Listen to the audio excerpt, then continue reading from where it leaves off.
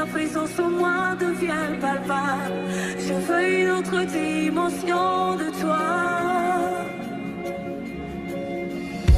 Que ta présence en moi devienne réelle. Que ta présence en moi devienne palpable. Je veux une autre dimension de toi. Bonsoir à tous nos téléspectateurs. Nous nous retrouvons une fois de plus ce soir pour notre émission. Et le thème que nous allons développer ce soir, c'est les bienfaits de la parole de Dieu. Qu'entendons-nous par bienfaits? Les bienfaits sont les bénéfices de la parole de Dieu, donc les avantages. Qu'est-ce que la parole de Dieu nous apporte? Ou bien ce que la parole de Dieu nous apporte lorsque nous la consommons au quotidien. Donc c'est des grâces, des bénédictions, des cadeaux. Donc ce qui favorise le bien-être, ce qu'on appelle les bienfaits. Donc lorsque nous consommons la parole de Dieu, c'est que la parole de Dieu produit dans nos vies comme résultat. C'est ce que nous allons voir ce soir. Donc les bienfaits de la parole de Dieu dans la vie du chrétien ou dans la vie de la personne qui la consomme au quotidien. Et donc, nous voyons aussi que dans 1 Timothée 4,8, l'apôtre Paul encourage son fils Timothée. Il dit « Exerce-toi à la piété, car l'exercice corporel est utile à peu de choses, tandis que la piété est utile à tout, car elle a en elle la promesse de la vie présente et de celle à venir. » Donc l'apôtre Paul encourage Timothée, il dit « Exerce-toi à la piété », parce que la piété est utile à beaucoup de choses. Elle concerne à la fois la vie présente et la vie future. Et lorsque nous consommons la parole de Dieu, nous allons nous rendre compte que le Seigneur va commencer à nous conduire, à nous exercer vraiment à cette piété dans beaucoup d'aspects de nos vies. C'est pourquoi ce soir, nous pensons qu'il est utile pour nous d'étudier les bienfaits de la parole de Dieu. Qu'est-ce que la parole de Dieu apporte dans la vie du chrétien ou dans la vie de la personne qui la consomme jour et nuit. Et le premier point que nous voulons développer ici, là, concernant les bienfaits de la parole de Dieu, le premier bienfait que nous allons voir, c'est la transformation. Lorsque nous consommons la parole de Dieu, elle transforme notre vie, donc elle change notre vie, elle change notre caractère. Donc la transformation, le changement de vie, de caractère, lorsque nous consommons la parole de Dieu. Et nous pouvons le voir dans le psaume 1, du verset 1 au verset 3 pour commencer. Au verset 1, il nous a dit « Heureux l'homme qui ne marche pas selon le conseil des méchants, qui ne s'arrête pas sur la voie des pécheurs et qui ne s'assied pas en compagnie des moqueurs. » Donc l'homme qui ne s'arrête pas, qui ne marche pas selon le conseil des méchants, qui ne s'arrête pas sur la voie des pécheurs et qui ne s'assied pas en compagnie des moqueurs. On dit au verset 2, « Mais qui trouve son plaisir dans la loi de l'Éternel et qui la médite jour et nuit. » Donc la parole de Dieu va nous détacher des moqueurs, des méchants, des pécheurs, donc des personnes qui ne connaissent pas Dieu. Le conseil des méchants, c'est lorsqu'on parle des méchants, il s'agit des personnes impies, donc des personnes qui marchent selon les principes de ce monde, des personnes qui ne connaissent pas Dieu, qui sont exclues du peuple de Dieu, qui ne font pas partie du peuple de Dieu. Il dit lorsque nous consommons la parole de Dieu, lorsque nous sommes rattachés vraiment à la parole de Dieu, ce qui se passe, c'est que Dieu nous détache de ce monde mauvais, Dieu nous détache de la mauvaise compagnie et Dieu crée en nous l'envie de méditer sa parole jour et nuit. Et nous la méditons jour et nuit et nous sommes heureux de demeurer dans la présence de Dieu, de méditer la parole de Dieu jour et nuit. Et on nous dit au verset 3, nous sommes comme un arbre planté près d'un courant d'eau qui donne son fruit en sa saison et dont le feuillage ne se flétrit point. Tout ce qu'il fait lui réussit. Donc lorsque nous nous détachons de la mauvaise compagnie, donc nous nous concentrons sur la méditation de la parole de Dieu, sur l'étude de la parole de Dieu, ce qui se passe, c'est que nous sommes toujours frais, comme un arbre planté près de ce courant d'eau. Nous portons toujours du fruit, nous avons toujours le fruit de l'esprit en nous. Et le Seigneur nous conduit, la sagesse de Dieu va nous conduire dans tout ce que nous entreprenons. Donc voilà la transformation lorsque nous consommons la parole de Dieu. La parole de Dieu apporte à nous la transformation. Et nous pouvons aussi le voir dans Josué 1,8. Josué 1,8 nous dit, déjà nous allons commencer verset 7. Le verset 7 nous dit, « Fortifie-toi seulement et aie bon courage, en agissant fidèlement selon toute la loi que Moïse, mon serviteur, t'a prescrite.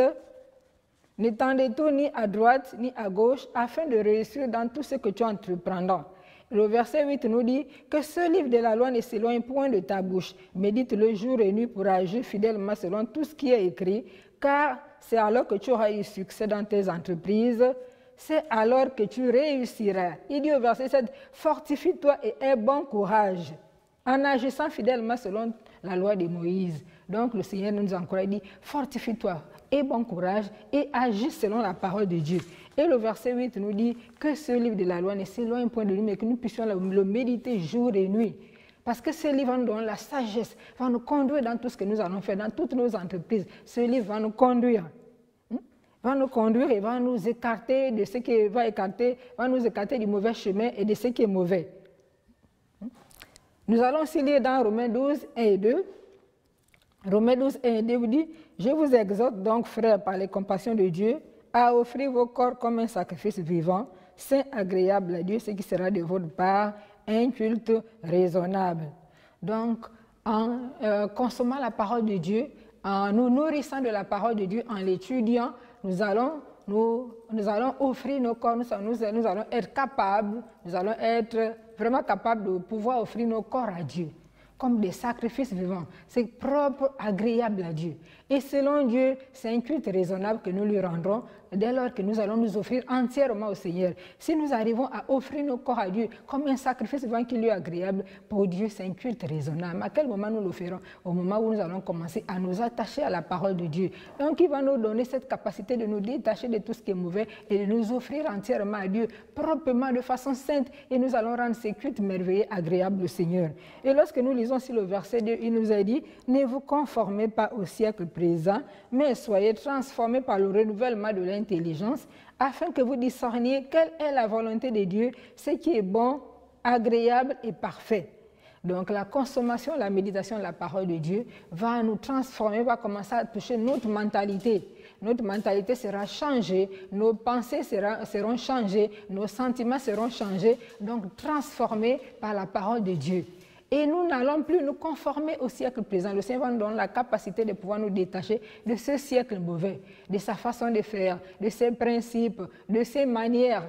Nous allons nous détacher de ce monde, de ces principes. C'est vrai que nous vivons dans ce monde, mais nous ne sommes pas de ce monde. Mais c'est en consommant la parole de Dieu, c'est en nous attachant à la parole de Dieu, c'est en connaissant la parole de Dieu, c'est en remplissant notre vie de la parole de Dieu, notre esprit de la parole de Dieu, que nous allons nous rendre compte que nous serons transformés. Et cette transformation va commencer par notre mentalité, donc nos pensées qui vont être changées. Et ensuite, le reste suivra. Le cœur, le comportement, le caractère et tout suivra.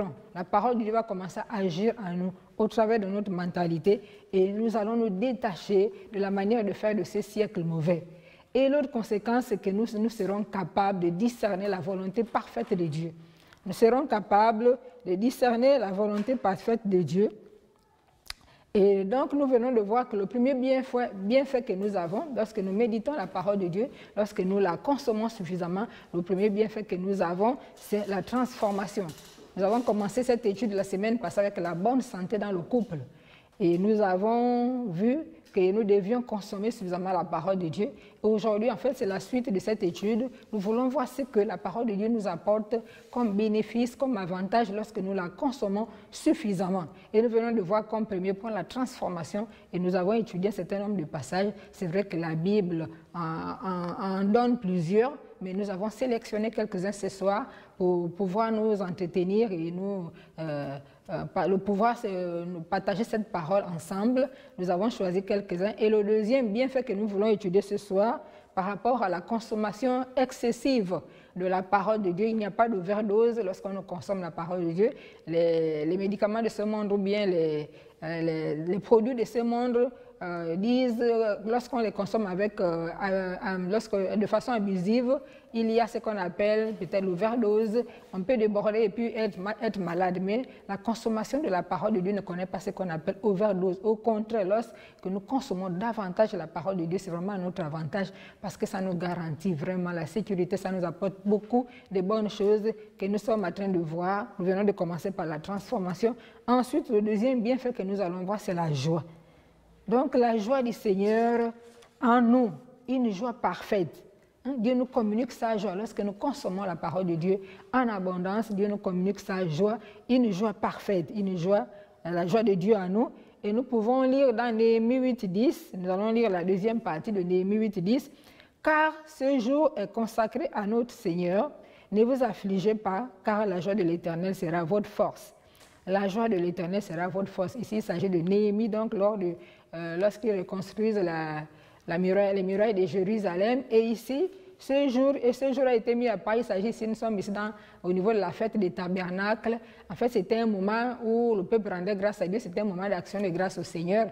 Et le sacrificateur et scribe Esdras devait lire la loi devant tout le peuple. Et Donc Néhémie encourage le peuple en disant que ce jour est consacré à notre Seigneur. Il dit ne vous affligez pas, car la joie de l'Éternel sera votre force. Donc la joie de l'Éternel sera votre force. Et nous voyons que aujourd'hui dans le monde, beaucoup recherchent la joie. La joie est recherchée par plusieurs personnes qui ne l'est pas.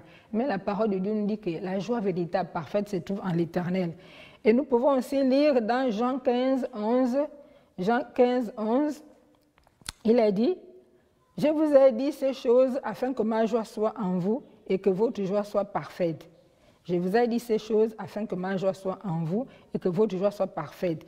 Donc, ici, là, il s'agit du Seigneur qui est en train de parler. Il dit à ses disciples, lui, il nous a donné sa parole pour que sa joie soit en nous et que cette joie soit parfaite. La joie véritable, la joie parfaite vient de Dieu. Lorsque nous consommons, nous mangeons la parole de Dieu suffisamment, alors cette joie vient en nous.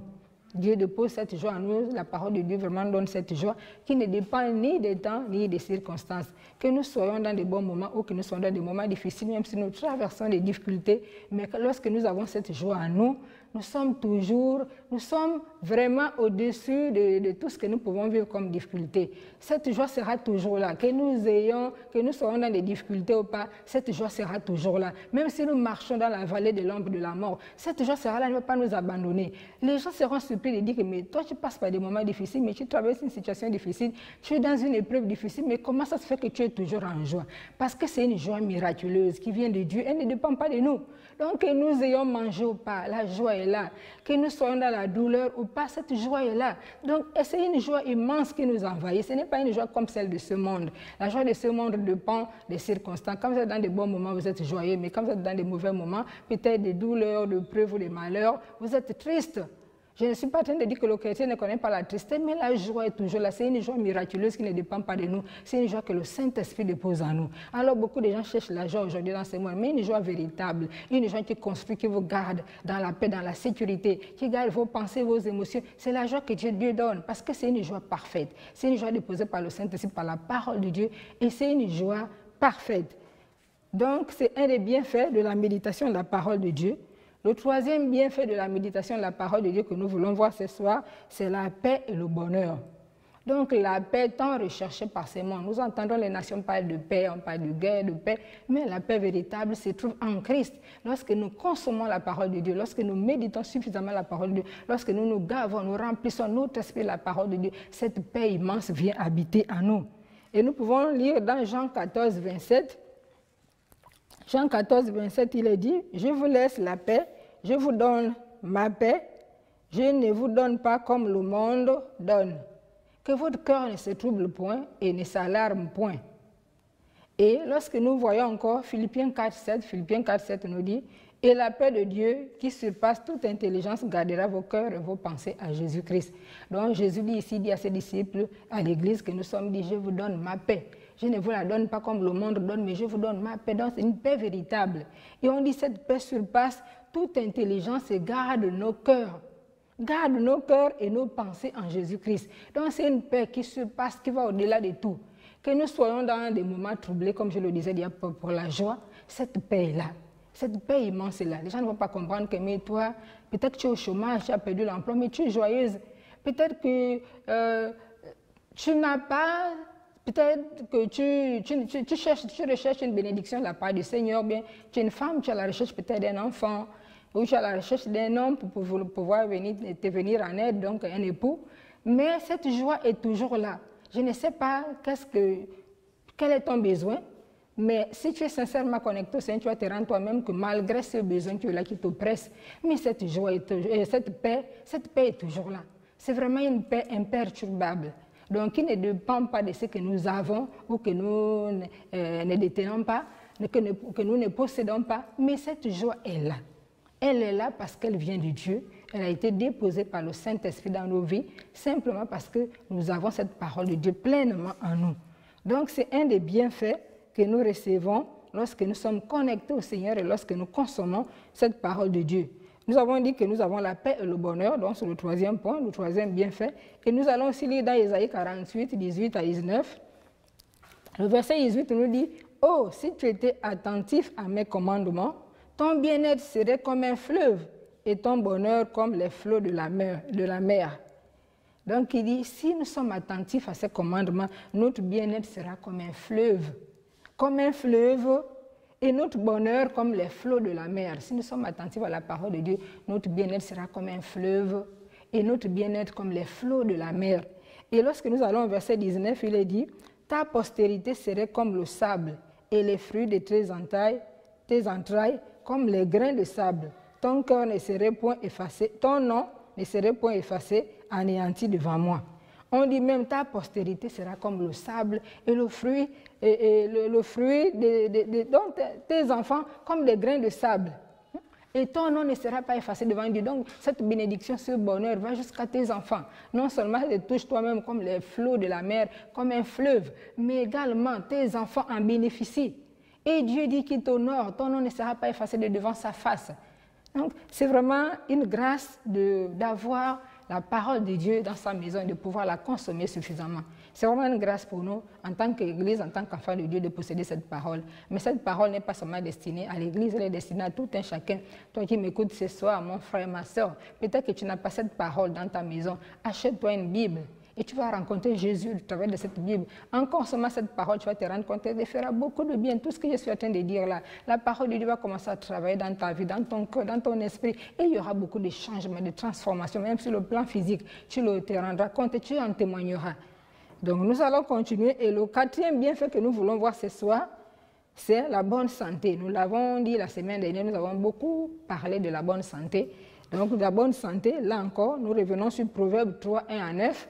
Proverbe 3, 1 à 9 nous dit, au verset 8, il est dit, ce sera la santé pour tes muscles et un rafraîchissement pour tes os.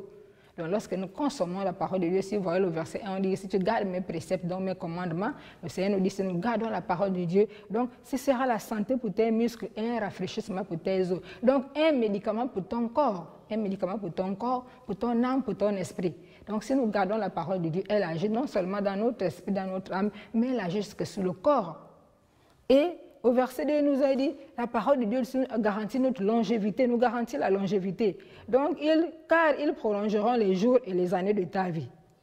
Et non seulement elle nous garantit la longévité, mais on dit, ils augmenteront ta paix. Donc, les préceptes de Dieu, les commandements de Dieu nous garantissent la longévité, prolongent le nombre de nos jours, de nos années, donc prolongent notre vie, mais également nous garantissent la paix. La paix augmente, donc la paix augmente. Souvent, ce qui rend malade aux gens, dans ce monde, qu'est-ce qui nous rend malades? C'est parfois le manque de paix. Nous sommes dans des soucis, des angoisses, dans des pensées sombres et qui affectent notre santé, qui nous apportent des maladies parfois graves. Les gens ramassent des tensions, les diabètes, les cancers et autres, parce que parfois dans notre pensée, dans notre personnalité intérieure, nous ne sommes pas stables. Nous avons des pensées sombres et souvent les émotions négatives produisent des effets aussi négatifs sur notre être et sur notre physique. Mais on nous dit ici, si nous consommons la parole de Dieu, nos pensées seront gardées et nos pensées seront fixées sur le Seigneur, nos pensées seront renouvelées et nos pensées seront remplies de la parole de Dieu. Comme conséquence, nous aurons la paix. Donc cette joie immense, comme je disais, et cette paix va augmenter pour nous préserver. Et si nos émotions, nos pensées sont guéries, préservées, notre corps est guéri. Le médicament pour ton corps physique, pour ton âme et ton esprit, la parole de Dieu. Il n'y a pas un médicament qui existe sur la terre comme la parole de Dieu, parce que la parole de Dieu agit à tous les niveaux dans notre vie, dans la personnalité, dans notre personnalité.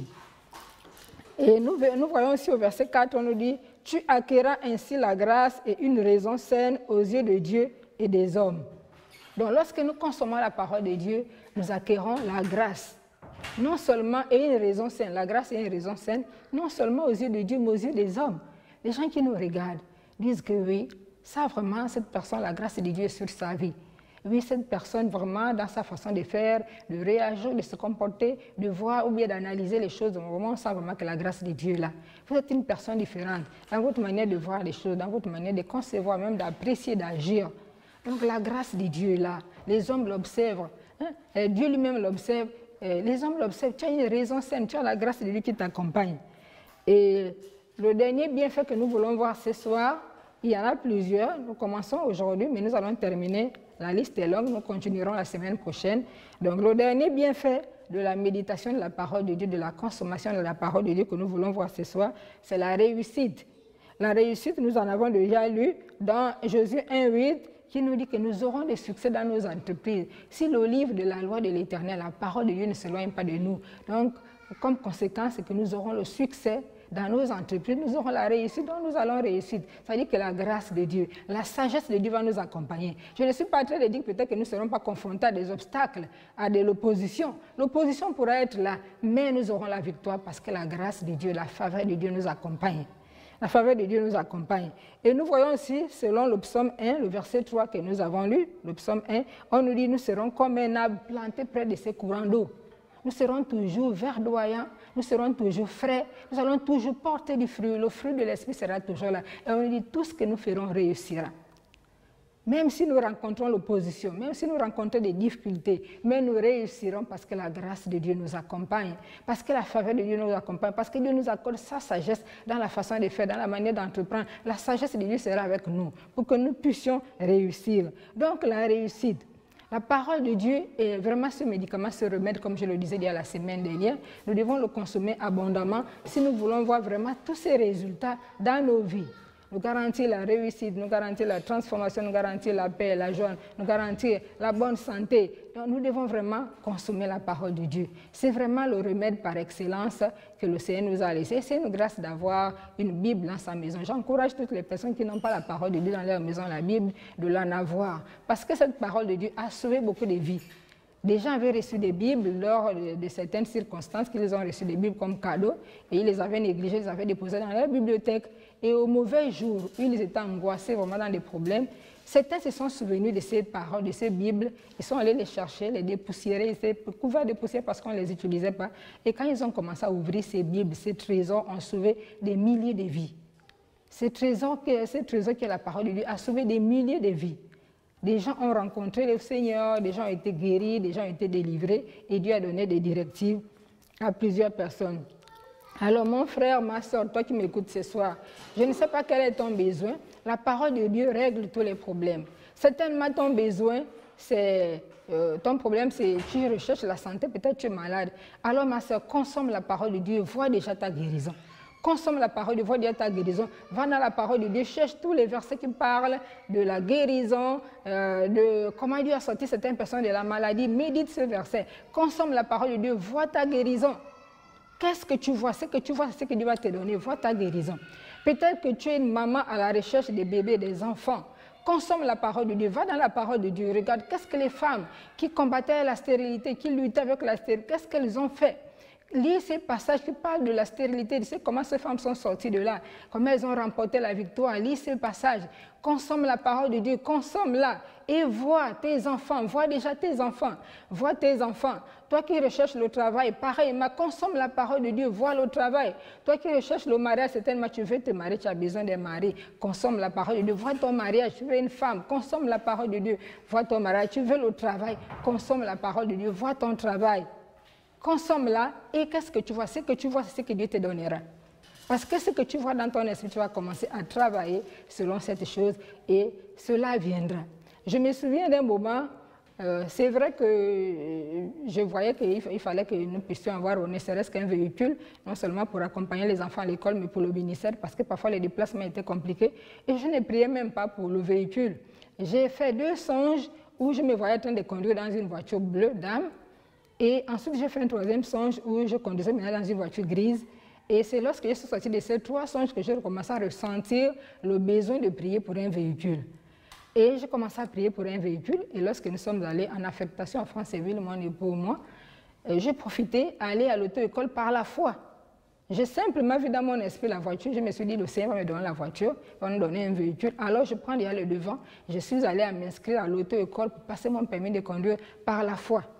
Et ensuite, je suis allée m'inscrire pour faire des cours d'informatique. Je me suis dit, il faut que je fasse mon permis, que je fasse mes cours d'informatique. Et je suis allée m'inscrire par la foi, je l'ai fait. Et lorsque j'ai eu mon permis et j'ai eu mon certificat de formation en informatique, et je me disais que je devais avoir la voiture au niveau de Franceville. Mais je n'ai pas eu la voiture au niveau de Franceville. Franceville, c'est une ville du Gabon. Et lorsque nous sommes revenus à Libreville, à la capitale, et je suis restée encore au moins quelques mois, voire 1 ou 2 années, sans véhicule. J'avais déjà même perdu certains réflexes de conduite en conduite. Et finalement, je crois que c'était le moment de Dieu. nous avons eu un véhicule et c'était exactement le véhicule bleu, un véhicule de couleur bleue, mais ce n'était pas la marque que je voulais.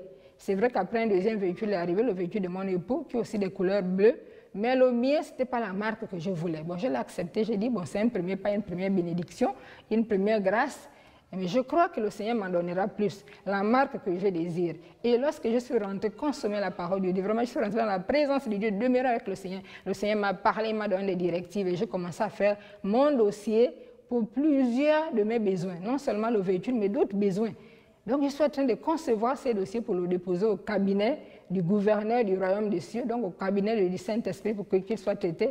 Au cabinet, là-bas, il sera traité et je sais qu'il sera traité, j'aurai des réponses palpables. Donc, je dépose mon dossier, je suis en train de constituer mon dossier avec tous les besoins en suivant les directives que le Seigneur m'a données.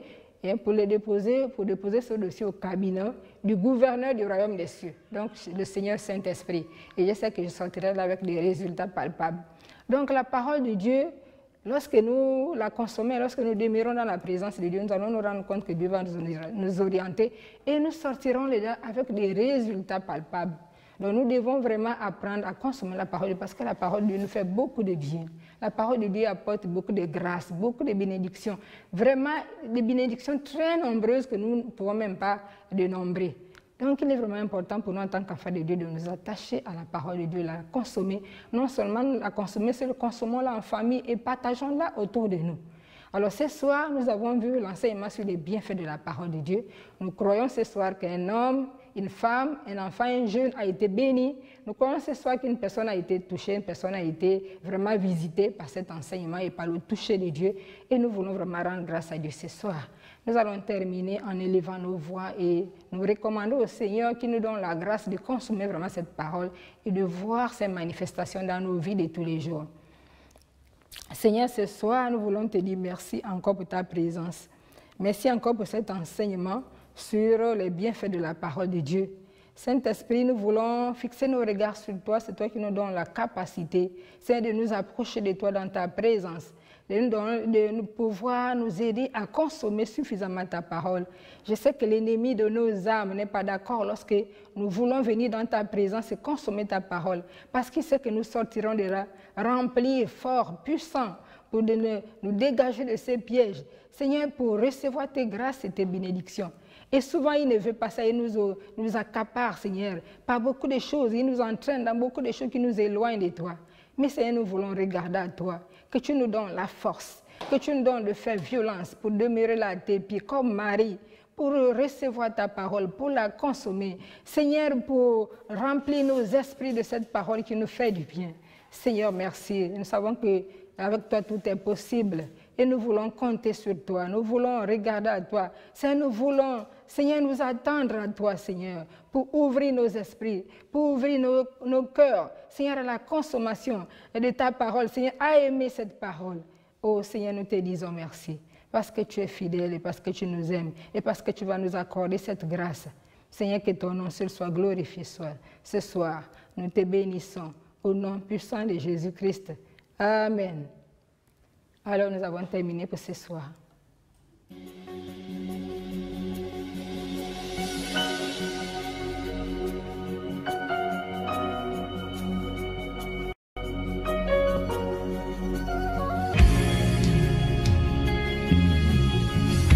Que ta présence en moi devienne réelle, que ta présence en moi devienne palpable. Je veux une autre dimension de toi.